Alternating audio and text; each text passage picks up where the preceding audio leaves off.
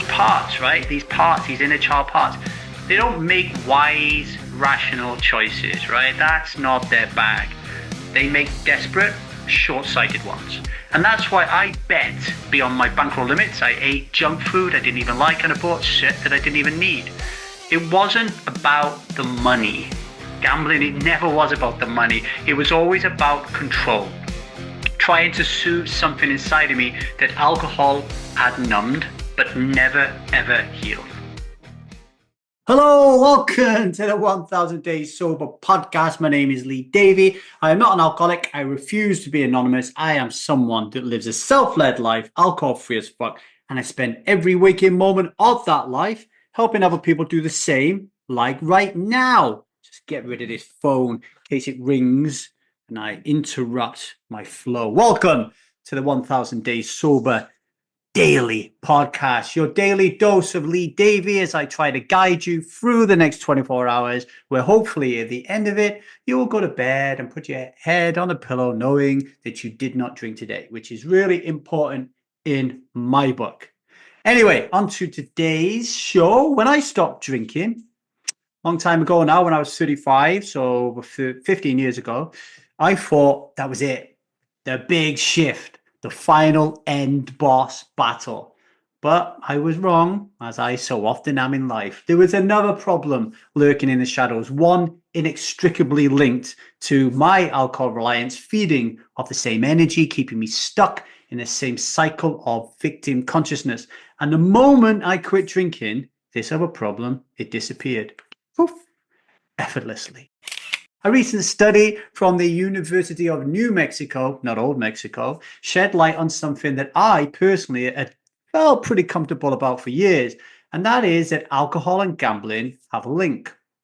This research showed that alcohol consumption leads to riskier betting behavior, riskier risks. Gambling, dudes.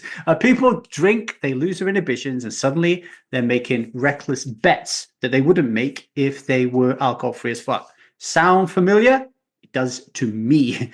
Because on the surface of things, alcohol and gambling might seem like separate issues, right? And you might be someone who is alcohol reliant. You don't have a gambling problem, right? No problem. But there are a lot of people that I have helped over the last 15 years who these two things are bound together like handcuffs, right? So I would drink while I was betting, chasing the high of the next big win, only to crash into the same pit of despair and shame with my money gone and no drinks left. Actually, the only thing that was left was regret, right? And like I said, I'm not alone. There'll be a lot of you out there who struggled with the same thing. And it's not just gambling, right? There are other compulsive behaviors that are inextricably linked with alcohol, or they replace alcohol when we become alcohol free as fuck. Overeating, binge watching TV, spending too much money, pornography, drugs, right? It's not just a coincidence, it's a pattern. And the thing is, when you're drinking alcohol, when you're alcohol reliant, you are spending an incredible amount of time in your parts, right? What I call your ego-driven, fear-based, approval-seeking parts. These are inner child, very young patterns that you go into when you're afraid, when you're scared.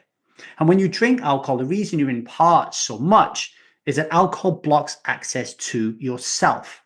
And if, like me, you was a daily drinker, alcohol is blocking self so much that you can go your entire life without truly knowing who you are at the core when you look in the mirror. I know people who really, at the twilight end of their lives, they don't know who they are.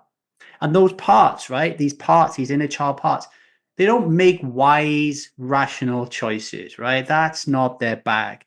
They make desperate, short-sighted ones. And that's why I bet beyond my bankroll limits. I ate junk food I didn't even like, and I bought shit that I didn't even need. It wasn't about the money.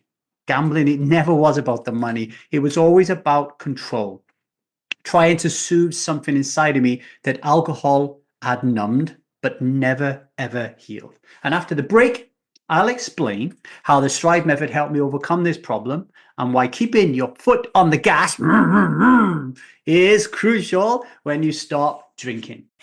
Okay, welcome back. So, why did quitting alcohol make quitting gambling effortless for me? Sorry if you can hear my cat eating its grub in the background there. Because when I finally let go of alcohol, when I finally said, it's enough, not drinking anymore, I'm done with this shit, I started to live or spend more time operating from self. I started to get to understand and learn more about who I really was underneath all these layers and layers of armor and layers of mask.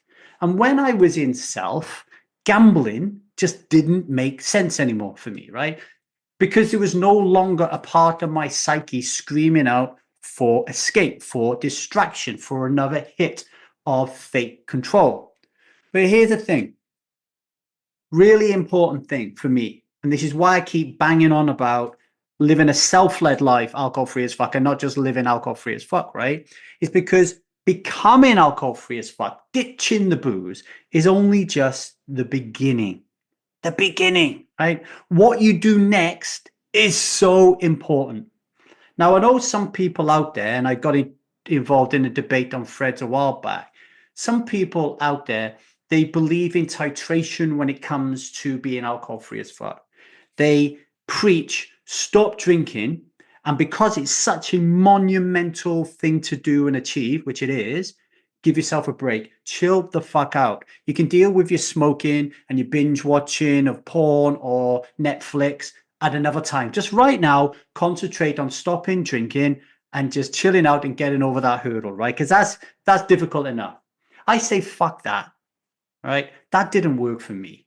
What worked for me was becoming alcohol free as fuck and then saying, right, what's next? What's the next battle? What's the next question that I haven't been asking myself for the past 35 years? For me, why am I in this job? Why, from the age of 16 to 35, do I get up every morning, go to work into a place that I fucking hate? Why am I doing this? Why am I in this relationship which is falling apart at the seams, but I'm too scared to let go? Why am I hanging around with people who are just content with just getting smashed out of their minds and not evolving and growing and developing in the way that I want to? So for me, as soon as I became alcohol free as fuck, I didn't titrate. I didn't slow down. I fucking sped up. I'm like, right, what's next, motherfucker? Right? Like I have got a short time on this planet and I want to nail it. I want to know what else I've not been doing. What other illusions are there in the world? Whatever lies have I been telling myself? So I actually, when I became alcohol free as fuck, I quit my career. I retired early after 19 years on the railway to travel around the world, to build, strive, and do something else in my life. I ended up going through a divorce. I ended up leaving all my friends behind, moving away, and actually skipping continents and going over to America to start a new life, right? These were very, very important things for me because, like, alcohol was so far back in the rearview mirror as I kept that gas going on. There was no way that I was going to go back to the life that I used to have before. Now, you don't have to go as far out as me, but keeping momentum is everything. It is so important. Focusing on the next piece of the positive disintegration jigsaw really does help you avoid that backward slide into relapse and back to the starting line, or even before the starting line, the changing rooms where you're putting your shoes on. You don't want to be back there, right?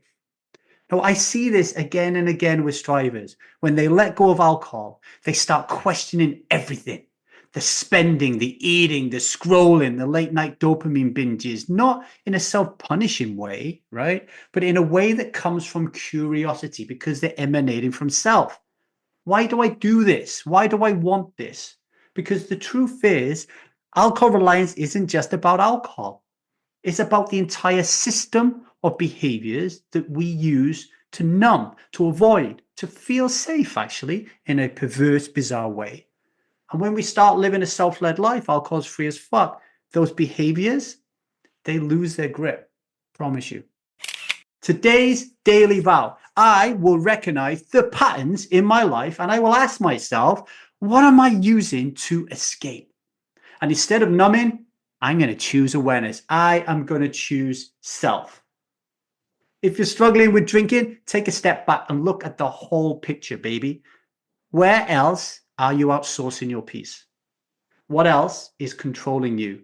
And I don't like to be controlled. And I hope you don't like to be controlled too.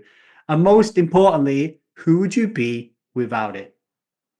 Okay, that's all I got for you today. Rate and review the show and subscribe if you can. I really appreciate it. Leave a comment or email me at thestrivemethod@gmail.com. If you want to try the Strive Method for free, as I always say week after week, email me and I'll let you know. Stuck phase, the first module. We don't want you to stop drinking. We just want to broaden your horizons and get you questioning what the hell is going on and why you're stuck. You can try the first week for free. But most importantly, right now, in this present moment, make that vow that you will get through today without drinking. You will get through the witching hour without drinking because you can handle it. God, universe, Allah, Buddha gave you a body, a mind, and a soul which can navigate through this life without drinking alcohol. Fucking believe it. Believe in yourself. Look in the mirror and say, I can do this. All right, until tomorrow, ladies and germs, much love and strive on.